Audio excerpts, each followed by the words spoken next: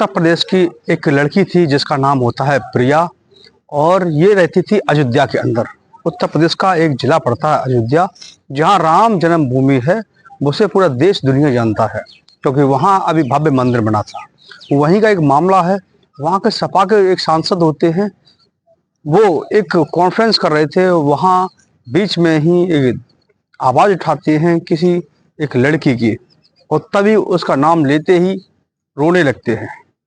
उनका video social media पे ऐसे वायरल होने लगता है कि मामला ऐसा क्या है। लोगों को उनकी तरफ अट्रैक्शन होता है। सारी प्रिंट मीडिया और सोशल मीडिया उनके ऊपर ध्यान केंद्रित कर देती है कि ये सांसद फूट फूट कर क्यों रोने लगे। जैसे ही लोग सुनते हैं तो मालूम पड़ता है कि अयोध्या में एक ऐसा मामला हुआ है जिसके लिए उन्होंने आवाज़ उठाई थी। आवाज़ किसके लिए उठाई थी? लड़की जिसका नाम था प्रिया होता है, एक काल्पनिक नाम है। वहाँ अपने गांव में रहती थी, अयोध्या कोतवाली पड़ती है। वहीं उस मोहल्ले में राम कथा चल रही थी, राम कथा चल रही थी। और जैसे वो अपने घर के लिए वापस जा रही थी तो वहीं बताया जाता है कि वो लड़की घर नहीं पहुंच पाती है। शाम होती है, घर वाले उसको ढूंढने के लिए निकलते हैं, लेकिन लड़की नहीं मिलती है। उसके बाद उसके परिजन पहुंचते थाने में। वहीं अयोध्या कोतवाली में अपनी एक गुमशुदगी की एफआईआर दर्ज कराते हैं। तो पुलिस भी टाल मटोल कर देती है कि आपकी बेटी है जिसकी उम्र 22 वर्ष होती है, आप उसको खुद ही आगे ढूंढिए। वहाँ उसके पिता जाते हैं, उसके भाई जाता है, यानी पूरा परिवार जाता है।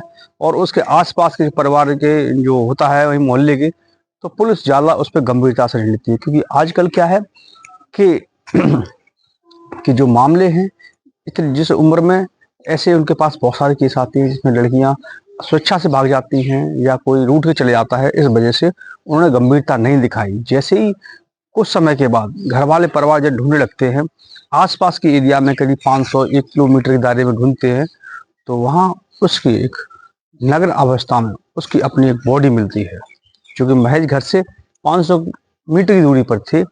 और वहाँ निकलते हैं तो वहाँ परिवारजन रोने लगते हैं, चीख चिल्लाने लगते हैं। तो उन्हीं में से कोई पुलिस को फोन कर देता है।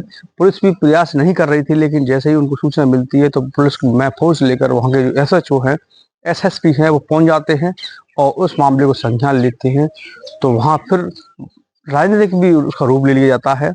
तो वहाँ पुलिस अपनी सख्ता दिखाती है। सीसीटीवी कैमरे आसपास होते हैं, वहाँ खोजबीन की जाती है कि लड़की के साथ में ऐसी क्या दर्दी हुई।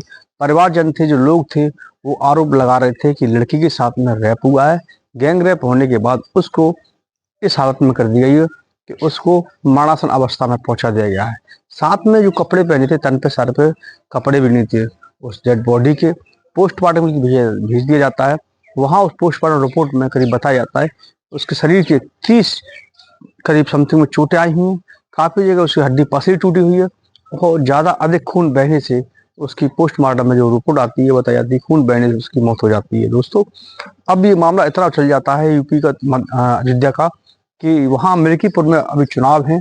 तो एक मुद्दा ही बन जाता है कि दलित बेटी के साथ में एक बहुत बड़ा अपराध हुआ। बाकी में देखा जाए तो एक बेटी के साथ में बहुत बड़ा अन्याय किया है कि आपने उसकी जान तक ले ली। पुलिस वहाँ तत्परता से सक्रियता दिखाती है। आसपास के सीसीटीवी कैमरे होते हैं, उनसे पूछताछ की जाती है, कहीं किसी से आपसे कोई दुश्मनी हो, कोई लड़की का किसी के साथ में कोई अफेयर चल रहा हो। इस तरीके की घटना के पुलिस अपने सबूतों को इकट्ठा करना चालू कर दी है और कहीं ना कहीं कहानी को मैच करने की कोशिश करती है। तो सीसीटीवी कैमरे में दिखाई जाती है कि वो बेटी है। वहीं पास में राम कथा चल रही थी, वहाँ से वो वापस घर के लिए आ रही थी। अब उसके साथ में कोई था या ना था, वो अकेली थी, क्या था मामला, लेकिन वहीं पास में एक स्कूल पड़ता है। उस स्कूल में वहीं करीब 1 से 3 लड़के हैं जिनका नाम एक हरिराम है, एक विजय साहू है और एक लड़का और होता है। इन 3 लोगों ने उस लड़की को पकड़ लेते हैं और वहीं स्कूल की बाथरूम में उसको पकड़ के ले जाते हैं। जिस तरीके से मीडिया अपना बता रही है कि वो जैसे वहाँ ले जाते हैं उसके साथ में मारपीट की जाती है। मारपीट करने के बाद उसको इतना मारा जाता है कि वो वहीं उसके साथ में मरणासन अवस्था में वो पहुंच जाती है। उसके साथ रेप होता है या नहीं होता है इसकी अभी पुष्टि नहीं की है, उसको बताया नहीं गया अभी तक। लेकिन शरीर पे तन पे कपड़े नहीं है, तो कहीं ना कहीं इसका हमें मालूम पड़ता है कि कोई ना कोई उसके साथ में ऐसी अनहोनी भी, जो परिवारजन उसके आरोप लगा रहे हैं, हो सकता है कि उसके साथ में गैंग रेप भी किया गया हो। तो पुलिस उसको 3 लोग आरोपी उसमें दिखाई जाते हैं सीसीटीवी में। उस आधार पर पुलिस उनको पकड़ती है, पकड़ के थाना लाती है। रिमांड पर जब उनको लेती है, पूछताछ की जाती है, तो तीनों आरोपी अपना जुल्म कबूल कर लेते हैं और बताते हैं वो तीनों लोग नशे के आदी हैं और वो नशे में थे। उस वारदात को नशे में ही उन्होंने उसको अंजाम दिया है। अब वहाँ उसके घर में परिवारजन उसको रोना पीटना हाहाकार मची हुई है। लेकिन ऐसे दरिंदे के लोग हैं जो नशे के आदी थे और नशे में ही उन्होंने साथ में ऐसी बर्बरता दिखाई। बताया जाता है वो दलित बेटी थी। अब राजनीति का रूप भी ले लिया है, लोग उसके सपोर्ट में भी खड़े हो गए हैं। कोई कह रहा है किसी ने कर दिया, कोई कहना किसके सह पे हुआ है, ये तो पूरी जांच पड़ताल होने के बाद ही मालूम पड़ेगा। लेकिन उस बेटी के साथ में एक बहुत बड़ा अन्याय हुआ है। ये अकेली बेटी नहीं है, देश में ऐसी बहुत सारी बेटियां हैं जिनके साथ में इसी प्रकार से लोग इतने कड़े कानून बनने के बावजूद भी ऐसी वारदात को अंजाम देते हैं। लेकिन दोस्तों एक चीज बताऊं, देश के अंदर इतना बड़ा कानून है, अब इन्होंने गलती तो कर दी, अब पता नहीं इनको कोर्ट कब तक जेल में रखेगा, क्या सजा बोलेगी। अब ये लंबा प्रोसीजर है, कोर्ट का चलता रहेगा। लेकिन उन्होंने तीनों ने अपनी जिंदगी अपने परिवार की खत्म कर ली, बर्बाद कर ली। साथ में उनका एक व्यक्ति उसमें से शादीशुदा भी है, वो यहाँ आकर वो रहता था किराए पर आके, तो उसके बीवी बच्चे भी हैं और वो फंस गया। अब जिंदगी भर जेल की चक्की पीसेंगे।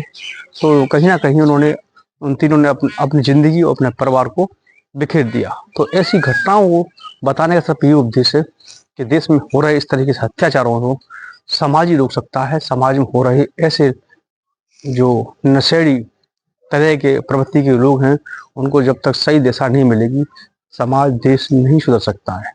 आप कितने भी कड़े कानून बना लो, उस कानून को भी झेलने को तैयार है, फिर जिंदगी खराब करने के लिए बर्बाद है। तो इसलिए ये समाज के अपने बच्चों को इस तरीके से आपको गाइडेंस देनी पड़ेगी, समझाना पड़ेगा कि इस तरीके की वारदात करने से क्या होता है। अगर सिखा के चलेंगे तो शायद ऐसी घटनाएं देश में कई हद तक कम हो सकती है।